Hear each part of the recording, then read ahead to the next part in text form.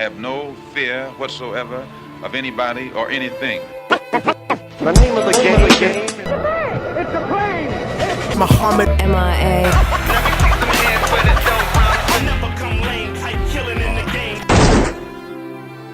Poem Mohammed, a poem about a name. It represents my inner struggle with the name Mohammed. As a young child, I was always taught that the name Mohammed is one of the most significant and most prominent names that a young Muslim man can have.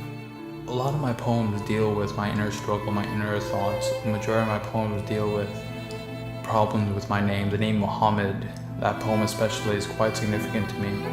As an individual, as a Muslim American living in these troubled times, it's quite difficult to not be affected by the events that transpired on September 11th, 2001.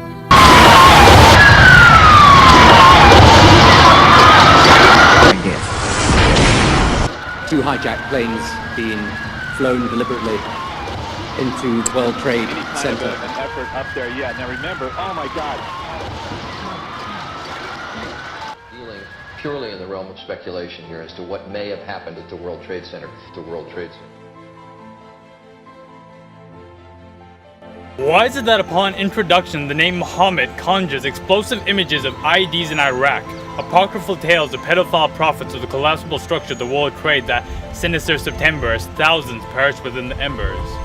A name bestowed to millions worldwide, once defined as praiseworthy, now a mere justification for TSA agents to pull you aside for a random screening. So now we shorten our name to 3 letters, MOE, simply so we can be seen as citizens of the USA. Force-fed football and American pie, we assimilate the lion pride culture to evaporate. Eradicate the boiling pot, replace it with some iron lock, threw away the key and had them stark naked with hoods on, as Guantanamo guards laughed and stood about. Go back home, terrorists are not welcome, spray painted in red on garage doors or the front lawn. Shema Alawadi to Trayvon Martin, whether hoodies or hijabs, perhaps religion or race, innocent lives lost make resilience grow strong. From Selma, Alabama to Palestinian borders, the nooses of the past have come back to haunt us. I envision new world orders where Muslims will be slaughtered, placed in internment camps they've already started torture. During troubled times such as these, I remember what was taught to me, not through Quranic verses or radical imams inciting indifference, rather through Jefferson when he said, "A government that fears the people is truly a democracy."